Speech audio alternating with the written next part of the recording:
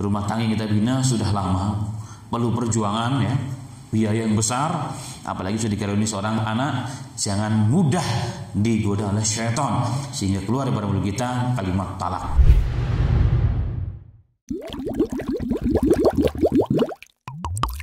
Sesungguhnya rumah tangga adalah asas elemen terkecil dari sebuah bangsa dan negara, dalam suatu komunitas. Jika rumah tangganya baik, maka insya Allah masyarakatnya menjadi baik, negara pun menjadi baik. Dan di antara tanda-tanda kesuksesan satu negara adalah angka perceraian itu kecil. Berarti masalah rumah tangga sangat sedikit, dan itu bisa dijalankan dengan menjalankan aturan al-Islam. Dan itulah ma'asyiral muslimin rahimani wa rahimakumullah. Maka pada ayat ini terdapat pelajaran yang penting bagi kita semuanya, agar kita bisa menjaga diri kita, keluarga kita, istri-istri kita, dan tidak terucap kalimat talak dengan begitu mudah daripada lisan kita bagaimanapun marahnya kita.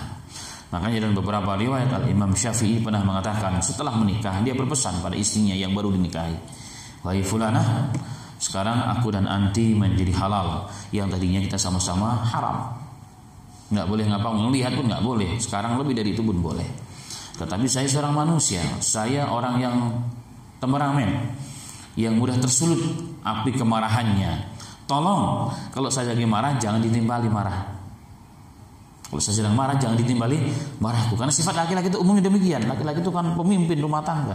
Kalau disuarain lagi kencang, istri kencang pula, ini bahaya.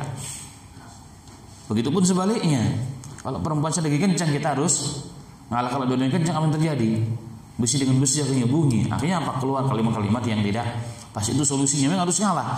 Kita ngalah itu bukan karena kita lemah, justru itu karena kita pintar. Nah kadang-kadang kita ini salah. Masa laki-laki ngalah terus? Nggak bisa, saya harus lebih kencang suaranya. Yang terjadi apa? Perceraian. Itu udah pasti. Tidaklah perceraian terjadi, kenapa? Kemarahan pastinya awalnya. Nah itu diantara solusi yang kita sama-sama menjaga. Harus banyak ngalah, seperti layang-layang. Kadang-kadang ada kalanya kita harus kenceng, tapi ada kalanya kita harus lepas, kita rendah.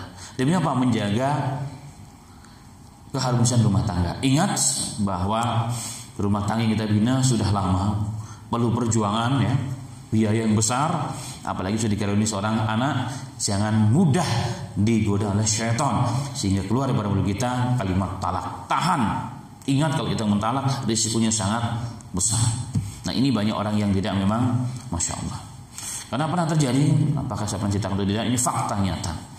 Ada seorang direktur perusahaan, seorang istri dan suami, dunia memegang perusahaan besar di wilayah Surabaya. Di antaranya pemegang Teh Sosro waktu itu. Sebelum dapat hidayah, karena dua-duanya bekerja, dua-duanya merasa punya kemampuan ya, bisa menentukan hidup dan nasibnya sendiri dan anak-anaknya, seringlah terjadi benturan-benturan rumah tangga. Yang seorang suami yang merupakan raja di rumahnya kan perlu juga seorang permaisuri sebenarnya. Tapi kalau dua-duanya diraja semua, apa yang terjadi kira-kira? Nah itulah, ini awal titik daripada seringnya terjadi pecah rumah tangga. Ketika suami pulang dari pekerjaan, kan maunya datang itu minimal diambilkan minum. Ditanya, "Bapak capek ya, mau makan apa?" Gitu kan. Hati Masya Allah luar biasa. Kecapean yang kita lakukan di luar rumah, capek yang luar biasa, langsung tiba-tiba hilang, redup, menjadi tenang hati itu. Tapi bayangkan Pak, di rumah, di luar, di kantor banyak masalah, karyawan bermasalah, tagihan bermasalah. Sampai di rumah kita minta minum, istri pun nggak ada. Ternyata di mana? Sedang di luar juga. Apa yang terjadi? Gejolak, ombak laut itu akan bergejolak, menjadi tsunami nanti suatu saat itu. Nah itulah awal titik itu yang terjadi. Kemudian sehingga terjadi sampai pada punya sering keluar talak dengan sadar, karena dia muslim, dia paham kejadian itu, sampai bukan hanya sekali dua kali, berpuluh-puluh kali, bahkan beratus-ratus kali, bahkan beribu-ribu kali. Dengan sadar dia ucapan tersebut di zaman jahiliyah. Qadar Allah, setelah beberapa tahun kemudian dapat hidayah semuanya. Kemudian mulailah dia hidup dengan agama. Saat dalam kondisi keharmonisan rumah tangga yang luar biasa, anak-anak pun sudah besar ya, sudah kuliah, hampir selesai, pulang dari umrah, mampirlah ke rumah seorang tokoh agama, kiai lah mungkin kalau di sana, bercerita tentang proses mendapat hidayah dan kehidupan rumah tangga sebelumnya. Begitu terkejutnya kiai setelah mendengar berita bahwa dia telah menarik istrinya beribu-ribu kali dengan sadar di zaman jahiliyah. Apa yang terjadi kemudian? Mau nggak mau harus dipisah. Padahal sudah sama-sama, masya Allah. Ya, mau nggak mau bapak sudah berzina, kalau enggak bapak melanggar syariat. Karena dalam hadis dikatakan ada 3 hal, main-main atau bercanda itu jadi.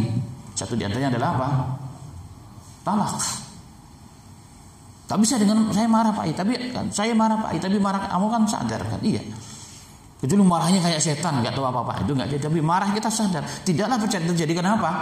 Kemarahan. Jadi bagaimana? Ya tidak mau demi Anda tidak melanggar syariat agama Allah harus dipisah. Subhanallah. Begitu suaminya sayang sama istrinya, suami itu carikan calonnya. Jadi kita sambil nangis waktu itu mencarikan calon. Kemudian istrinya tadi, mantan istrinya sudah nggak mau, dibujuk, kemudian mau menikah. Kemudian dikumpulkanlah dengan anak-anaknya. Anak-anaknya marah. Bahkan calon bapaknya mau dibunuh oleh anak tersebut. Akhirnya sudah terakhir dia tidak, akhirnya hiduplah begitu seperti itu. Wallahu a'lam bishawab sekarang nasibnya. Nah, ini satu gambaran masalah muslim. Ternyata kejadian ini begitu banyak di masyarakat kita. Karena kebodohan, kejahilan. Terkadang mereka merasa kan saya talaknya di zaman jahiliyah. Itu kan marah dan seterusnya. Ini agama aturan-aturan yang memang banyak dilanggar oleh masyarakat kita. Bagaimana masyarakat kita akan mengeluarkan generasi yang baik, yang rubbani. Dan ini masalah. Makanya penting memang ada pendidikan pranikah bagi calon-calon pemilik rumah tangga baru ini supaya mengerti paling tidak hukum ahkamnya, sehingga tidak menjalankan rumah tangga dengan penuh keharaman, penuh dosa karena melanggar hududullah. Tilka hududullah. Allah mengatakan itulah batasan-batasan agama Allah. Wa may ya'ta hududullah, barang siapa yang melanggar batasan-batasan ini faqad dzalama nafsahu, maka dia telah menzalimi dirinya sendiri. Dia dolim pada dirinya sendiri. Kenapa? Dia melanggar aturan-aturan Allah Subhanahu wa ta'ala.